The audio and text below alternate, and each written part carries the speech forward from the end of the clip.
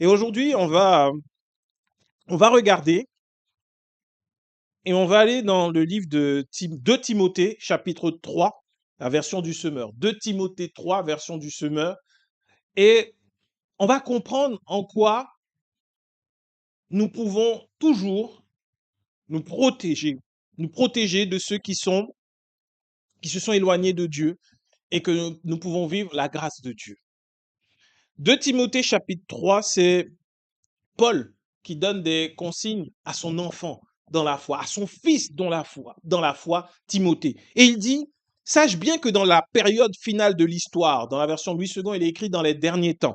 Donc dans la période finale de l'histoire, les temps seront difficiles. Les hommes seront égoïstes, avides d'argent, vantards et prétentieux. Ils parleront de Dieu d'une manière injurieuse et n'auront pas d'égard pour leurs parents. Ils seront ingrats, dépourvus de respect pour ce qui est sacré, sans cœur, sans pitié, calomniateurs, incapables de se maîtriser, cruels, ennemis du bien, emportés par leur passion et enflés d'orgueil. Ils seront prêts à toutes les trahisons. Ils aimeront le plaisir plutôt que Dieu. Certes, ils resteront attachés aux pratiques extérieures de la religion, mais en réalité, ils ne voudront rien savoir de ce qui en fait la force. Détourne-toi de ces gens-là. C'est ce que Paul disait à Timothée. Et nous sommes manifestement dans les temps de la fin. Quand on regarde, on voit que toutes ces paroles-là sont réellement en train de se faire. On parle d'une manière injurieuse de Dieu de nos jours. C'est même difficile aujourd'hui de dire je suis en Jésus ou autre. On met beaucoup de choses pour que tu ne puisses même plus parler de Dieu ou même avoir conscience que Dieu est réel et qu'il existe. Et les hommes sont méchants, avides d'argent. Avides d'argent. Donc aujourd'hui on le voit. Et on parle maintenant dans le verset 6, il parle même du corps de Christ où il dit certains d'entre eux s'introduisent dans les familles pour envoûter les femmes instables au passé chargées et entraînées par toutes sortes de désirs. Elles veulent toujours en savoir plus, mais ne sont jamais capables de parvenir à une pleine connaissance de la vérité. De même qu'autrefois Jeannès et Jambres s'opposèrent à Moïse, de même ces hommes-là s'opposent à la vérité. Ils ont l'intelligence faussée et sont disqualifiés en ce qui concerne la foi, mais leur succès sera de courte durée, car leur folie éclatera aux yeux de tous, comme ce fut le cas jadis pour ces deux imposteurs. On avait déjà vu ce passage-là de Jeannès et Jambres. C'était les deux magiciens qui avaient fait pareil que Moïse en jetant leur bâton. Ils avaient des serpents et Moïse aussi, et le bâton de Moïse avait mangé leur serpent. Et on voit là que dans l'église, des imposteurs vont s'introduire. Et là, Paul dit à Timothée, mais toi, tu as pu m'observer dans mon enseignement, ma conduite, mes projets, ma foi, ma patience, mon amour, mon endurance. Tu as pu voir quelle persécution et quelle souffrance j'ai enduré à Antioche, à Iconium et à Lystre. Quelle persécution en effet n'ai-je pas subi? Et chaque fois, le Seigneur m'en a délivré. En fait, tous ceux qui sont décidés à vivre dans l'attachement à Dieu par leur union avec Jésus-Christ connaîtront la persécution. Mais les hommes méchants et les charlatans s'enfonceront de plus en plus dans le mal, trompant les autres et trompés eux-mêmes.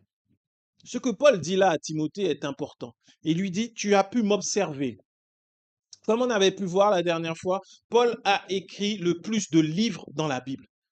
À lui tout seul, il en a écrit 13, voire 14, si on lui attribue le livre des Hébreux. Paul a été choisi par Dieu pour nous faire comprendre la révélation de la grâce, de l'évangile, la bonne nouvelle qu'il y a derrière.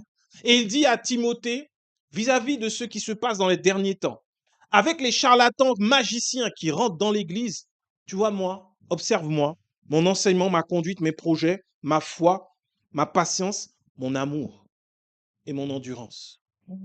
Parce qu'il dit bien que le succès de ces hommes-là va durer un temps. Effectivement, on voit beaucoup de grandes, grosses, méga églises qui sont établies. Mais quand tu observes les enseignements, la conduite, les projets, la foi, la patience, l'amour de ceux qui sont à la tête de tout ça, tu te poses des questions. Tu peux te poser des questions. Si tu regardes la parole, je n'ai pas vu Paul avoir une conduite éloignée de celle de Christ. Il a toujours manifesté de l'amour, de la patience, de l'endurance. Même lorsqu'il était avec des chrétiens désobéissants comme les Galates, ou encore comme des chrétiens qui sont partis un peu trop loin, disant qu'ils ont l'évangile comme les Corinthiens. Non. Paul, il a prié, il leur a parlé comme un père pour qu'ils puissent rester sur le droit chemin. C'était l'amour qu'il démontrait envers eux. C'est ce que Paul a fait. Mais j'ai pas vu Paul dire, OK, maintenant on va se mettre tous ensemble, on va faire un grand projet pour réunir tous les chrétiens. Au contraire, Paul allait travailler pour que tout le monde puisse aller également au loin annoncer l'évangile. Paul n'a jamais mis en place de système pour récolter de l'argent et s'enrichir personnellement. Au contraire, quand Paul a eu besoin, qu'il a été dans le besoin, il a travaillé. Alors qu'il dit lui-même que celui qui annonce l'évangile peut vivre de l'évangile. Paul, lui, il a travaillé. Aujourd'hui, peu de pasteurs qui sont à temps plein dans l'évangile, s'il y a des difficultés ou des besoins, vont aller travailler. Au contraire, on va appuyer encore sur les chrétiens pour dire donnez, donnez, donnez. Ce qui démontre bien que dans les temps de la fin, les hommes seront avides d'argent. Avides d'argent. Et ça, ce n'est pas ce que Dieu veut pour nous. Au contraire, Dieu, ce qu'il veut, c'est que nous puissions vivre en relation avec Jésus-Christ. Et Paul dit bien que celui qui cherchera à le faire sera persécuté. Il sera persécuté. Mais il nous donne le moyen de tenir bon et de faire face à tout ça. Et c'est son amour. Regardons ce que Jésus disait dans Matthieu 24, la version du semeur, à partir du verset 4. Matthieu 24, verset 4. Jésus leur répondit, faites bien attention que personne ne vous induise en erreur, car plusieurs viendront sous mon nom en disant, je suis le Messie, et ils tromperont beaucoup de gens. Vous entendrez parler de guerre et de menaces de guerre. Attention, ne vous laissez pas troubler par ces nouvelles, car cela doit arriver, mais ce ne sera pas encore la fin. En effet, on verra se dresser une nation contre une nation, un royaume contre un autre. Il y aura des famines et des tremblements de terre en divers lieux, mais ce ne sera que les premières douleurs de l'enfantement. Alors on vous persécutera et l'on vous mettra à mort. Toutes les nations vous haïront à cause de moi. À cause de cela, beaucoup abandonneront la foi. Ils se trahiront et se haïront les uns les autres. De nombreux faux prophètes surgiront et ils tromperont beaucoup de gens parce que le mal ne cessera de croître. L'amour du plus grand nombre se refroidira. Mais celui qui tiendra bon jusqu'au bout sera sauvé. Cette bonne nouvelle du règne de Dieu sera proclamée dans le monde entier pour que tous les peuples en entendent le témoignage. Alors seulement viendra la fin. Jésus parle encore des temps de la fin. Jésus lui-même parle des temps de la fin. Et il dit que l'amour du plus grand nombre se refroidira. Et que dans cette détresse que l'on peut voir aujourd'hui, et c'est ce qui me fait mal, c'est que beaucoup sont en train de profiter de la détresse des gens qui cherchent Dieu et ils en abusent. Ils usent et abusent des personnes qui viennent vers eux tout simplement pour pouvoir avoir la bonne nouvelle de l'évangile, celle qui te donne la paix, celle qui te permet d'être en paix au milieu d'un champ de bataille et d'un champ de guerre que est ce monde maintenant. Et il dit, à cause de tout cela, l'amour du plus grand nombre se refroidira. Et ce dont nous avons besoin, c'est d'un amour ardent. Ce n'est pas d'un amour qui consiste juste avec des mots, mais c'est d'un amour qui soit réel, profond, ardent. Et pour nous, cette année, ce que le Seigneur nous donne comme directive qui me met à cœur, c'est pas l'année de l'amour ni quoi que ce soit, parce qu'en vérité, dès lors que tu prêches la grâce de Dieu, tu parles de l'amour de Dieu. Mais là, on va aller en profondeur et décortiquer l'amour comme le Seigneur nous donne de le saisir. Parce que Paul pouvait prier pour les Éphésiens et leur dire, je prie que vous puissiez réaliser quelle est la hauteur, la longueur, la largeur, la profondeur de l'amour de Dieu envers vous. Parce que c'est ce qui va te permettre de tenir ferme, l'amour de Dieu. Et vis-à-vis des faux prophètes, vis-à-vis des brigands, des malfaiteurs qui s'introduisent dans l'Église, le Seigneur nous donne une clé importante. J'aime pas utiliser ce terme en général parce que ça a été trop utilisé. Mais il nous dit, voilà comment faire. L'amour. L'amour est ce qui va nous permettre de tenir ferme. L'amour est ce qui va nous permettre de ne pas sombrer. Et l'amour est également ce qui va nous permettre de discerner ceux qui sont en Christ ou ceux qui ne le sont pas. Quand tu es rempli de l'amour, mais dès lors qu'on te parle d'amour, il ne faut pas que tu crois que l'amour, c'est ce que tu vois dans les films à la télé. Si tu crois que c'est ça l'amour, je t'assure que tu n'as pas l'amour, tu n'as pas compris l'amour. Si tu crois que l'amour, c'est comme dans une série coréenne, c'est joli, c'est intense, tu pleures, il n'y a pas de problème, mais c'est pas ça l'amour. Si tu crois que l'amour, c'est comme tu as pu voir dans Titanic, c'est pas ça. C'est pas ça l'amour. Pour ceux qui ont vu Titanic à l'époque. Maintenant, ça fait loin. Mais l'amour, c'est pas ça. T'es pas dans l'eau et l'autre sur une planche. L'amour de Dieu, c'est bien plus que ça. L'amour est ce qui va te permettre de traverser et de tenir bon jusqu'à ce que Jésus revienne. J'ai, avec beaucoup de, j'ai eu mal au cœur quand j'ai vu un reportage qui parlait je dis Dieu merci, je l'ai vu après les enseignements que j'ai donnés sur tout ce qui concerne les faux prophètes. Et j'ai vu un reportage sur un faux prophète qui m'a fait mal au cœur, profondément mal au cœur. J'ai entendu les témoignages des gens qui étaient sous sa coupe, qui s'est, et même moi, je connaissais ce ministère, et quand j'ai vu ce témoignage, je me suis dit, waouh, en fait, la Bible est vraie. Des personnes qui ont été détruites, brisées, réduites à l'esclavage dans le corps de Christ. Esclaves d'un homme, en tout genre. Une escroquerie sans nom. Et ça m'a fait mal. Et j'ai dit Dieu merci parce que ce que j'ai pu dire sur les charlatans, sur les faux prophètes, sur la magie dans l'église, c'était avant de voir ça. Sinon, ça m'aurait influencé. J'aurais parlé d'exemples que j'ai pu voir dans le reportage, mais je l'ai vu après. Et je dis waouh. Aujourd'hui, il y a une détresse telle dans le monde que beaucoup sont des profiteurs de la misère.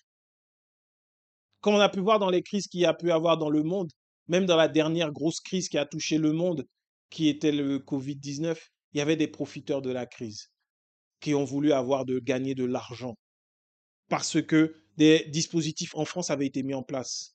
Et dans le corps de Christ, il y a des personnes qui sont mal. Il y a des personnes qui cherchent Dieu parce qu'elles souffrent intérieurement et qui vont accepter tout ce que quelqu'un va leur dire dès lors que cette personne démontre une certaine dimension de Christ. Mais c'est parce qu'il n'y a pas d'enseignement profond sur l'amour. Parce que l'amour de Dieu ne va pas consister seulement en paroles ni en enseignement, mais à le vivre de manière pratique. Parce que tant que tu ne connais pas l'amour, tu vas te laisser avoir par les apparences de l'amour, les apparences de la religiosité. Alors que la Bible nous dit que dans l'Église, il y aura de véritables loups déguisés en brebis. Quand un loup est déguisé en brebis, les brebis sont autour du loup et se font dévorer sans que personne ne réagisse. Et ce qui fait encore plus mal, c'est que ce sont des millions et des millions de personnes qui suivaient ce ministère. Mais si tu prends le temps de regarder et que tu te plonges dans l'amour de Dieu, alors l'Esprit de Dieu va te révéler et te garder.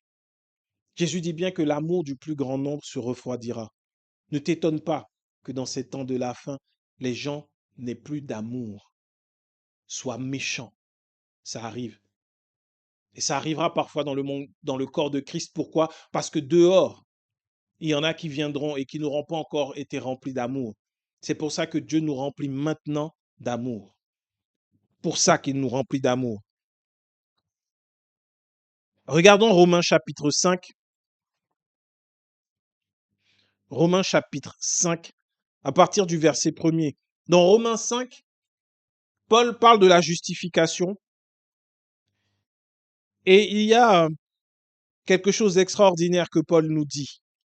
Au verset 1er, il dit, étant donc justifiés par la foi, nous avons la paix avec Dieu par notre Seigneur Jésus-Christ, à qui nous devons d'avoir eu par la foi accès à cette grâce dans laquelle nous demeurons fermes et nous nous glorifions dans l'espérance de la gloire de Dieu. Bien plus, nous nous glorifions même des afflictions, sachant que l'affliction produit la persévérance, la victoire dans l'épreuve et cette victoire, l'espérance. Or, l'espérance ne trompe point, parce que l'amour de Dieu est répandu dans nos cœurs par le Saint-Esprit qui nous a été donné.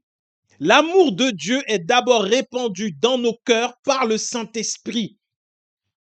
Ce qui te permet de comprendre qu'il y a un endroit où il n'y a pas d'amour, c'est quand dans ton cœur, tu commences à ne pas te sentir à l'aise, mais que tu sens que quelque chose t'y retient. Ce n'est pas le Saint-Esprit. Mais tu te dis, ah, c'est bizarre. Et quand tu regardes, manifestement, il n'y a pas d'amour.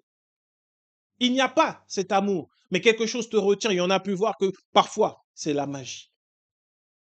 Parfois, c'est de la sorcellerie. Mais l'amour de Dieu est d'abord dans ton cœur. Peu importe ce par quoi tu es passé, peu importe les épreuves que tu as connues, quand tu es en Christ, quand tu le reçois par la foi, sache que l'amour est premièrement dans ton cœur. Tu ne peux pas attendre sur quelqu'un pour te donner l'amour.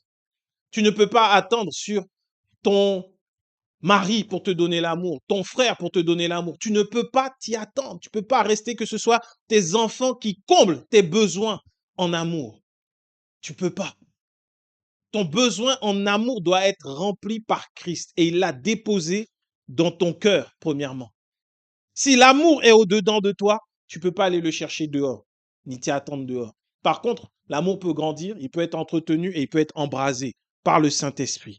Au verset 6, il dit, car lorsque nous étions encore sans force, Christ, au temps marqué, est mort pour des impies.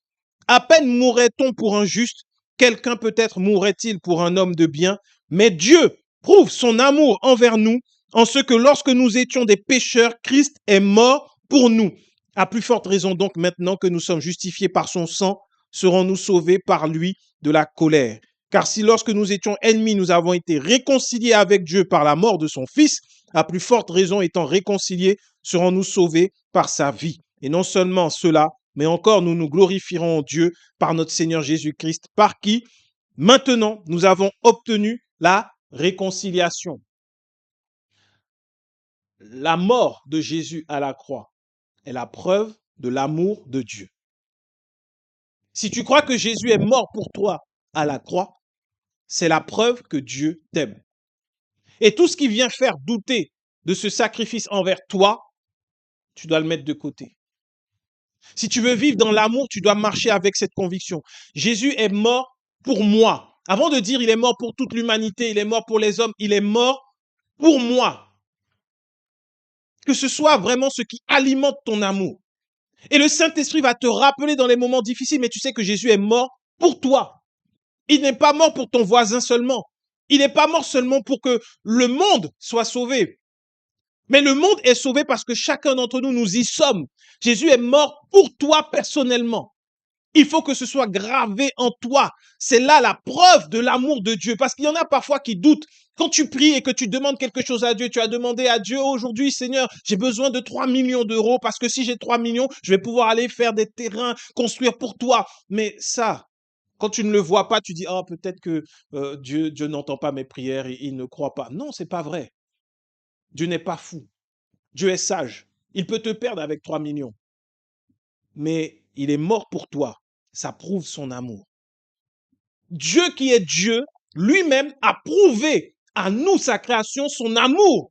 Alors qu'il n'avait pas à le faire parce qu'il nous a créés déjà par amour. Que lui-même, il est amour. Mais les hommes ne le connaissent pas comme étant amour. Ils ne le connaissent pas comme étant amour. Parce que quiconque va dépeindre Dieu comme étant le méchant, comme étant le Dieu qui punit, on le montre méchant. Alors Dieu va te créer par amour. Jésus-Christ va mourir par amour, mais Dieu va faire que tu passes et que tu te casses la jambe juste pour que tu réalises que tu dois prier le matin. Ça, c'est pas de l'amour. On est en train d'entretenir en toi une peur de Dieu au lieu de te faire le connaître réellement tel qu'il est. Tu dois le connaître tel qu'il est dans son amour. Dieu est amour. Dieu est un Dieu d'amour. Il est amour. C'est sa nature, c'est son essence. Et l'Esprit de Dieu habite en toi. Et donc l'amour de Dieu est en toi. Et il l'a prouvé. Ne doute jamais que Dieu t'aime. Sur cette année 2025, ne doute jamais que Dieu t'aime. N'en doute jamais. Parce qu'il y a beaucoup de choses qui vont venir ébranler ça en toi. Les épreuves de la vie, les difficultés viennent te dire, est-ce que Dieu t'aime réellement? Est-ce que tu crois réellement que Jésus est mort pour toi? On vient remettre en question l'amour de Dieu dans ton cœur. Quand tu auras, durant cette année, un proche qui sera peut-être malade, qui ira peut-être même à l'hôpital, est-ce que tu vas continuer de croire que Dieu t'aime? Est-ce que tu vas continuer de le croire? Quand tu verras la difficulté, que personne ne t'aide et que malgré tes prières, malgré le fait que tu crois que Dieu pourvoit à tous tes besoins, malgré ça, tu verras que à un moment, tu auras quand même une situation très difficile, une situation de manque, où tu seras dans la détresse, tu seras aux portes de la dépression. Parfois même, il y en a qui passent par la dépression en étant en Christ. Est-ce que tu vas continuer de croire que Dieu t'aime? Ou est-ce que tu vas en douter? Parce que l'ennemi vient faire une seule chose, te faire douter que Dieu t'aime. Et veut te faire dire, tu dois faire plus d'efforts encore pour que Dieu t'aime. Sauf que tu n'as pas d'efforts à faire pour que Dieu t'aime. C'est lui, il te l'a prouvé. Jésus-Christ est mort. Ça veut dire qu'il t'aime tel que tu es. Avant même que tu sois justifié par la foi ou par son sang, il t'aime et il te l'a démontré. Il t'a dit, toi, je t'aime. Tu n'étais même pas encore sur terre. Tes parents n'étaient pas encore sur terre. Il y a plus de 2000 ans, Dieu t'a donné une preuve de son amour. Et aujourd'hui, tout le monde atteste que Jésus-Christ a réellement existé, qu'il était sur terre, qu'il a réellement été crucifié, qu'il est ressuscité. C'est la preuve de l'amour de Dieu. Cette année, je ne sais pas par quoi nous allons passer individuellement. Je ne sais pas. Dieu seul connaît le chemin, mais ne doute pas de l'amour de Dieu. C'est la seule chose qui va te garder sur le chemin, la vérité et la vie. L'amour de Dieu. Quand tout le monde t'abandonnera, l'amour de Dieu sera là. Quand tout le monde te tournera le dos, l'amour de Dieu sera là. Quand ce sera difficile au travail, l'amour de Dieu sera là. Difficile dans la famille, avec les enfants, avec les parents, l'amour de Dieu, lui, demeure. Et quand tu ne sauras pas quoi faire, sache que cet amour, il est en toi. Il n'est pas ailleurs. Il est en toi.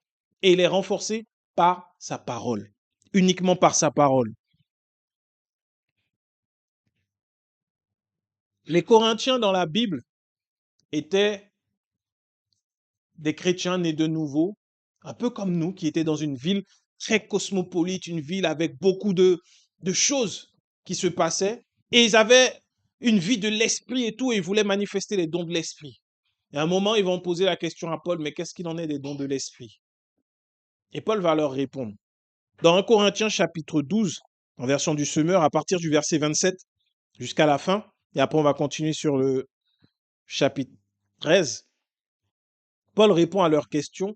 Dans le livre de 1 Corinthiens 12, Paul parle des manifestations de l'esprit, il parle des divers dons de l'esprit. Paul parle de tout ça.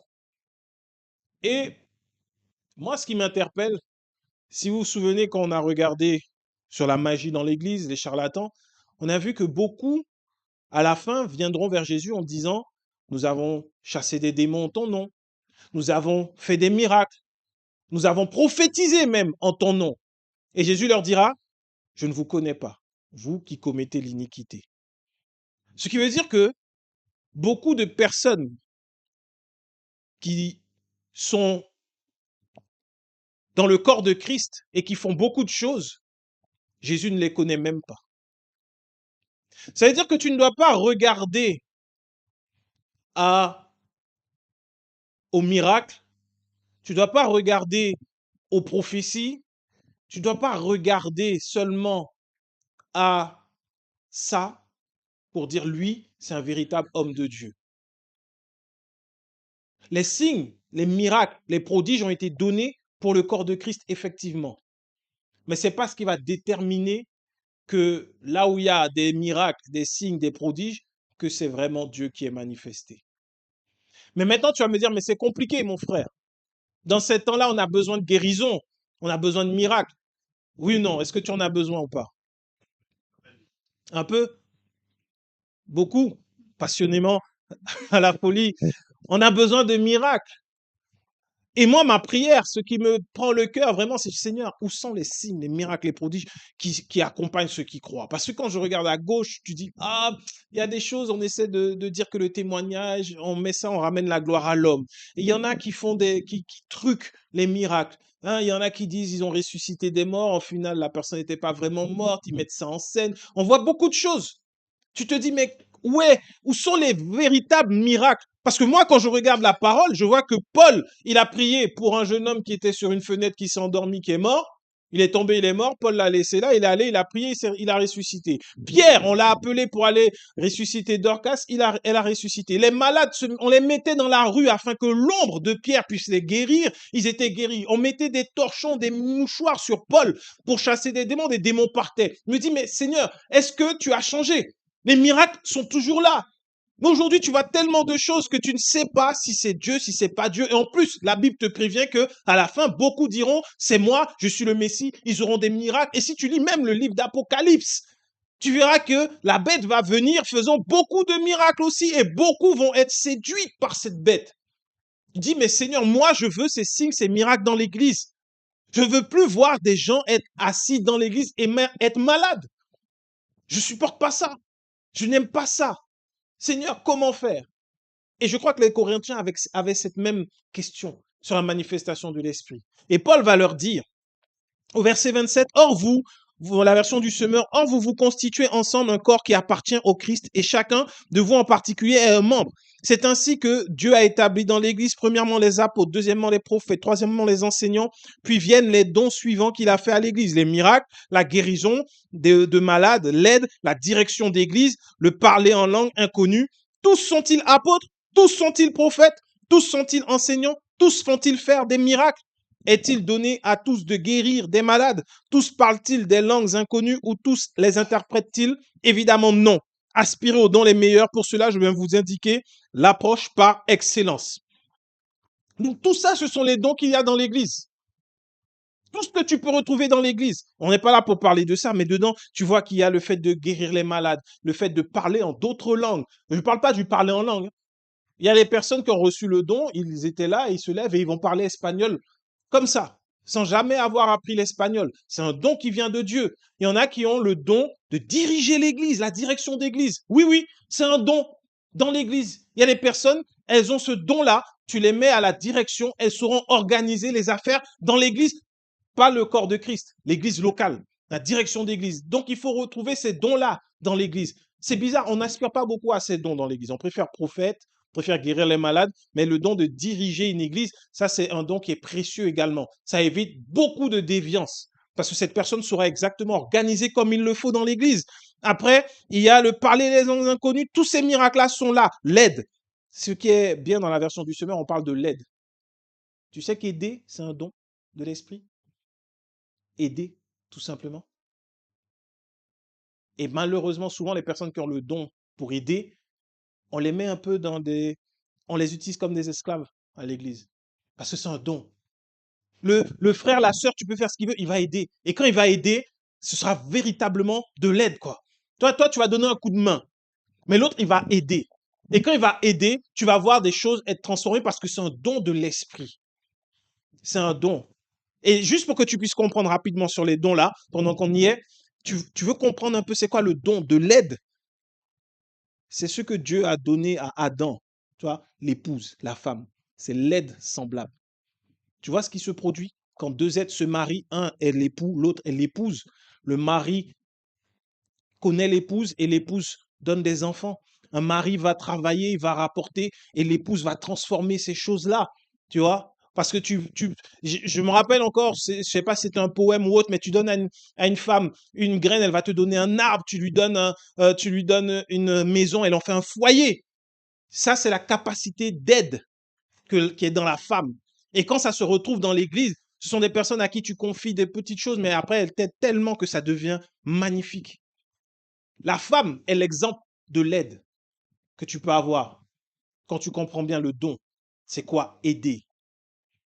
Et malheureusement, souvent, ces personnes sont abusées dans l'Église. Un peu comme ce qu'on peut voir parfois sur la condition de la femme, malheureusement. Les femmes souffrent beaucoup trop, encore jusqu'à aujourd'hui, parce qu'elles ont ce cœur d'aide, parce que c'est en elles. Dieu les a appelées ainsi. Aide semblable. Et c'est elles qu'on abuse, c'est elles qu'on détruit, c'est à elles qu'on fait du mal le plus sur terre.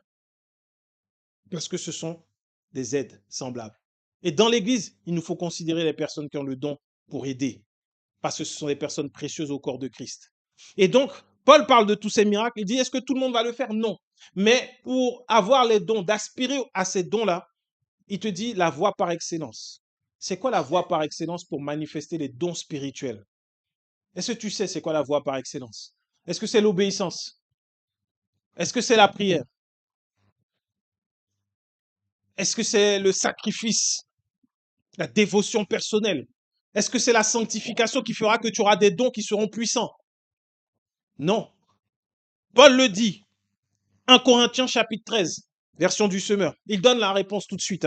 Je vais vous indiquer l'approche par excellence. Et c'est pour ça qu'un Corinthiens 13 commence par « En effet ». C'est la conséquence de ce qu'il y avait avant. En effet, supposons que je parle les langues des hommes et même celles des anges. Si je n'ai pas l'amour, je ne suis rien de plus qu'une trompette claironnante ou une cymbale bruyante. Supposons que j'ai le don de prophétie, que je comprenne tous les mystères et que je possède toute la connaissance. Supposons même que j'ai dans toute sa plénitude, la foi qui peut transporter les montagnes. Si je n'ai pas l'amour, je ne suis rien. Si même je sacrifiais tous mes biens jusqu'à ma vie pour aider les autres au point de pouvoir m'en vanter, si je n'ai pas l'amour, cela ne me sert de rien. Tu veux voir et tu veux discerner une église où Christ est réellement là quand il y a des signes, des miracles, des prodiges, il faut que ce soit alimenté par l'amour.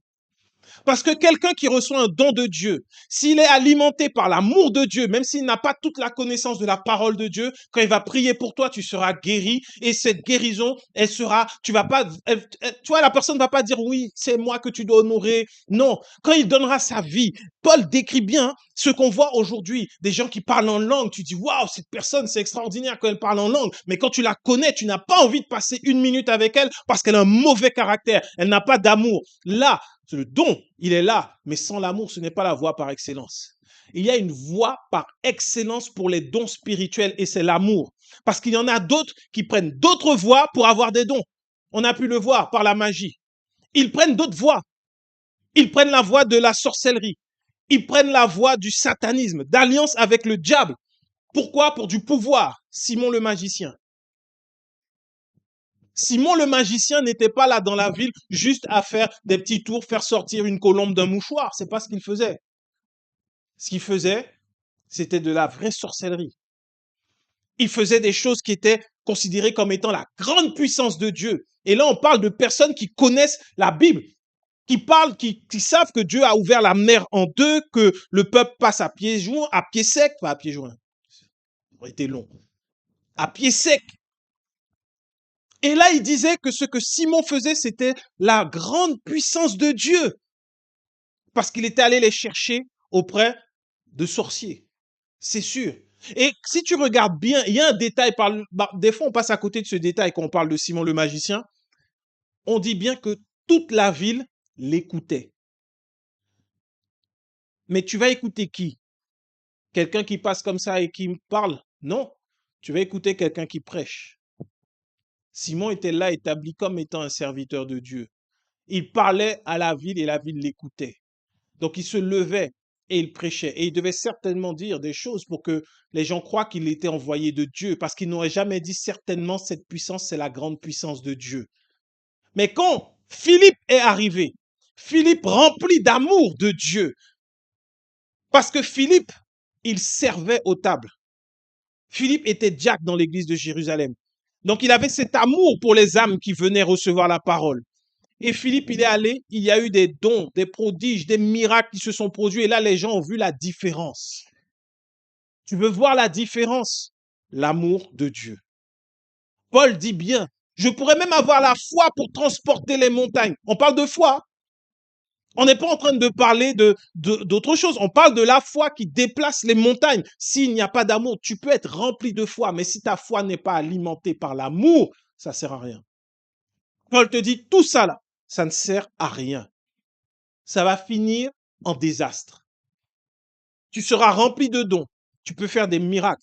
Tu peux dire, maintenant, je commande que la montagne sorte et aille se jeter dans la mer. Tu vas voir la montagne prendre ses pieds, aller dans la mer.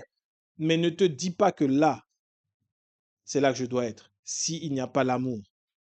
Et comment tu vas vérifier l'amour? Comment tu vas faire pour savoir qu'il y a réellement de l'amour derrière cette personne qui est en train de manifester des dons spirituels extraordinaires? Paul te dit, l'amour est patient. Il est plein de bonté. L'amour. Il n'est pas envieux. Il ne cherche pas à se faire valoir. Il ne s'enfle pas d'orgueil. Il ne fait rien d'inconvenant. Il ne recherche pas son propre intérêt. Il ne s'aigrit pas contre les autres. Il ne trame pas le mal. L'injustice l'attriste, la vérité le réjouit. En toute occasion, il pardonne, il fait confiance, il espère, il persévère. L'amour n'aura pas de fin. Paul t'a tout donné. Tu vas aller dans une église parce que tu as vu des miracles, parce que tu as vu quelqu'un qui a dit cette année, 1000 femmes auront des bébés. Tu y vas. Mais quand tu arrives dans l'église, tu te rends compte que tout le monde a peur du pasteur. Tout le monde a peur du leader. Il y a des églises où tu arrives comme ça. Tu dis attention, attention, le pasteur arrive, tu fais attention. Je me rappelle, il y avait un ami dans la foi. un frère qui était dans une église, et puis il me disait un jour, ce qui l'a poussé à quitter l'église, c'est que, ou ne pas adhérer à l'église, il y était, et puis le pasteur arrivait. Mais sauf que ce pasteur-là, comme c'était une grande église, il avait des agents de sécurité avec lui. Et il fallait dégager le passage. Et le frère, il était de dos, il parlait avec des gens, il n'a pas vu que le pasteur arrivait. Et il a senti un coup de coude sur son côté, tellement fort, qu'il a propulsé un peu plus loin. C'était un garde du corps du pasteur qu'il avait dégagé pour que le pasteur puisse passer. J'ai jamais vu un seul disciple de Jésus pousser les gens comme ça. Quand ils ont voulu refouler des petits-enfants, Jésus a dit non. Laissez venir à moi les petits-enfants, car le royaume des cieux est pour ceux qui leur ressemblent. Là, ce genre de choses, tu dois faire attention. J'ai vu des hommes de Dieu suivis par des milliers de personnes. Là, on ne me l'a pas dit, je l'ai vu. Quelqu'un qui voulait juste quelques mots avec cet homme de Dieu. Et l'homme de Dieu s'est mis en colère, il a dit non, toi, je ne veux pas te voir. Jésus prenait toujours le temps pour les gens. Toujours. Même avec le diable, il est resté à parler avec le diable alors que le diable était venu le tenter. Jésus aurait pu dire tout de suite, diable, je t'ordonne de sortir de devant moi. Jésus a répondu au diable. Il y a des hommes de Dieu aujourd'hui, si tu veux pouvoir leur parler 2 minutes, il faut prendre un rendez-vous, il faut payer. C'est horrible. Tu vas en consultation alors qu'ils ont reçu gratuitement. Mais tu dois payer un moment. Et des fois, on te dit, il n'est pas disponible, on va te mettre quelqu'un d'autre. C'est vrai que si l'église prend de l'ampleur, le pasteur ne pourra pas voir tout le monde. Mais normalement, tout le monde doit avoir accès au pasteur. Tu ne dois pas te dire non, attention, attention, voilà, telle personne. Non. L'amour de Dieu est patient, il est simple, il est plein de bonté. Ça, c'est l'amour. Fais attention quand tu vas dans un ministère, on te dit là-bas, il y a des dons prophétiques extraordinaires. Tu vas, il va te raconter toute ta vie depuis ton enfance jusqu'à ta mort. Ok. Mais comment? Si tu veux savoir comment est l'Église, regarde et observe ceux qui sont là au service dans l'Église. Comment ils se sentent? Comment ils se sentent dans l'Église? Quelle est leur relation avec leur pasteur? Qu'est-ce qu'ils connaissent du pasteur? Parce qu'il y a des pasteurs qui ont de grandes assemblées, qui se font appeler papa, mais ils ne connaissent même pas les personnes qui l'appellent papa. Ce n'est pas l'amour de Dieu, c'est de l'abus par Dieu. L'amour véritable, lui, il pardonne, il est confiant, il fait confiance, il espère, il persévère. Il ne trame pas le mal. Ce qui est intéressant, c'est qu'il ne cherche pas son propre intérêt. Tu ne prêches pas l'évangile. Tu n'as pas un don spirituel pour ton propre intérêt. Jamais. Tu as des dons. Ici, nous avons tous des dons spirituels, car Dieu ne nous a pas mis vides sur terre. Ce n'est jamais pour ton intérêt. Mais ça a été détourné. On te dit que la grâce ou les dons d'un homme lui élargissent l'espace de sa tente. Désormais que tu es en Christ, les dons de Christ sont là pour l'intérêt du corps de Christ. Celui qui se charge de te faire vivre la bénédiction et la grâce qui n'est suivie d'aucun chagrin, c'est Jésus lui-même. Tes dons-là, ne les monnaie jamais. Ne cherche pas ton propre intérêt. Ne cherche pas. J'ai vu des personnes avec des dons qui en ont fait des formations, qui en ont fait des livres et qui ont fait payer. Ça n'a jamais bien terminé. Dans les années début du XXe siècle ou même fin du XIXe siècle, il y avait des hommes de Dieu puissants en dons de guérison. Ils ont même fait des cliniques, des chambres de guérison. Ça a mal fini à chaque fois. Il n'y en a aucune qui existe jusqu'à aujourd'hui. Est-ce que tu as entendu parler à Boston des chambres de guérison qu'il y avait? Et pourtant, il y a eu des chambres de guérison. Aux États-Unis, il y en a eu beaucoup. Des endroits où les gens étaient réellement guéris. Mais pourtant, l'amour de Dieu ne cherche pas son intérêt. L'amour de Dieu ne cherche aucun intérêt. Il est répandu. Et pourquoi Dieu nous donne son amour, pour finir? Dans Jean chapitre 13, au verset 33, c'est Jésus qui parle. Et ça, c'est ce vers quoi le Seigneur veut nous faire tendre, aller. Dans Jean chapitre 13, en version Semeur, verset 33, il est écrit « Mes chers enfants, je suis encore avec vous, mais plus pour longtemps. Vous me chercherez, et ce que j'ai dit à tous, je vous le dis à vous aussi maintenant. Vous ne pouvez pas aller là où je vais. Je vous donne un commandement nouveau. Aimez-vous les uns les autres. Oui, comme je vous ai aimé. Aimez-vous les uns les autres. À ceux-ci, tous reconnaîtront que vous êtes mes disciples, à l'amour que vous aurez les uns pour les autres. Ce n'est pas au don, ce n'est pas à la prière, ce n'est pas à la connaissance de la parole, ce n'est pas à la foi, ce n'est pas à la puissance, ce n'est pas à la taille de l'Église, c'est à l'amour que nous aurons les uns pour les autres. Pas pour Dieu, parce que c'est trop facile de dire j'aime Dieu. Il dit bien, tu ne peux pas dire que tu aimes Dieu et que tu es ton prochain. À l'amour que nous aurons les uns pour les autres. Et on verra tout au long de cette année comment on peut vivre cet amour de manière pratique. C'est ce que l'on va faire. Ce ne sera pas juste de l'enseignement, mais tout ce que l'on fera sera pour que cet amour puisse grandir en nous et que nous soyons capables d'accueillir d'autres qui vont venir encore pour recevoir cet amour. Dieu nous remplit d'amour en cette année. Et c'est là que tu vas commencer à voir des dons extraordinaires se manifester. Tu vas voir des choses se manifester en toi, autour de toi. Et on va s'attacher à une chose, à ce que l'amour au milieu de nous soit vivant. Pas juste un concept, pas juste une théorie, pas juste la prédication du moment. Non, mais notre identité, la réconciliation. Par Jésus-Christ, nous avons la réconciliation. Pourquoi? Parce que Dieu nous a prouvé son amour par sa mort. C'est l'amour.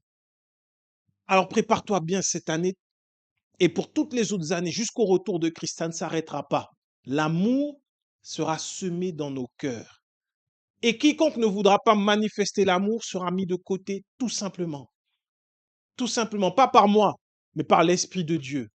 Parce que l'amour est la seule norme acceptée dans l'Église. C'est le seul commandement sous la grâce que nous suivons à la lettre. C'est l'amour. C'est le seul. Personne ne viendra briser l'amour au milieu de nous. Que nous soyons capables de nous pardonner, de nous supporter, de nous encourager, de persévérer ensemble, de se réjouir pour notre prochain.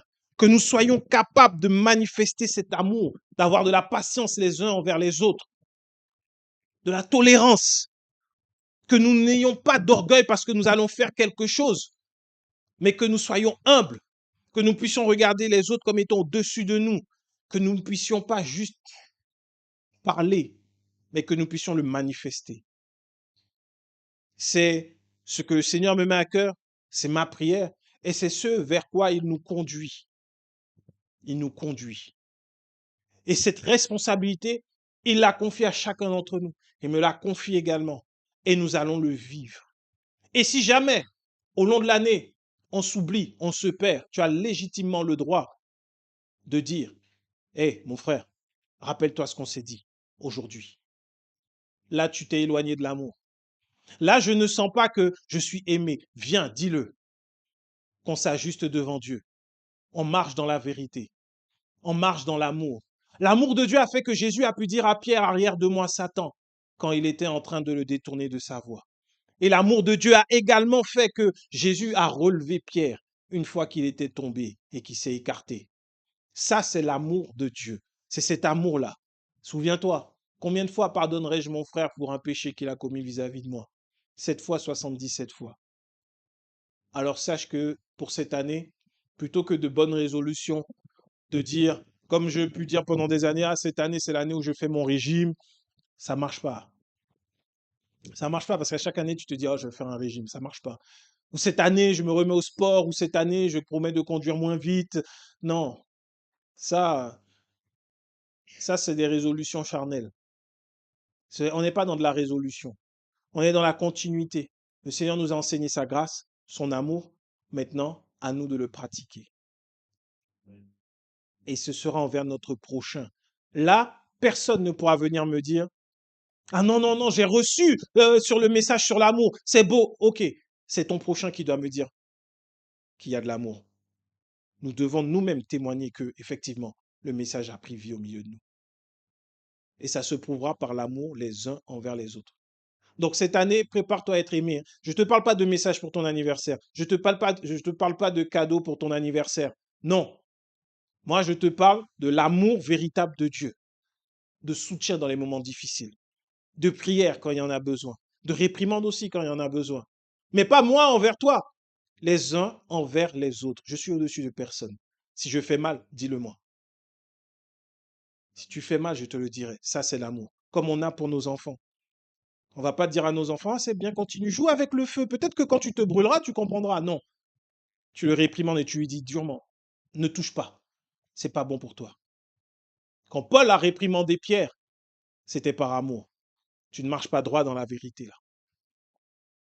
C'est ça l'amour de Dieu. Et il va nous enseigner sur comment le manifester pour bien le comprendre, parce que tu ne peux pas manifester quelque chose que tu n'as pas compris. Mais sache une chose, l'amour de Dieu est déposé en toi par le Saint-Esprit. Il n'y a rien qui sera au-dessus de tes forces, dès lors que c'est par amour et que ça s'appuie sur l'amour de Dieu. Amen.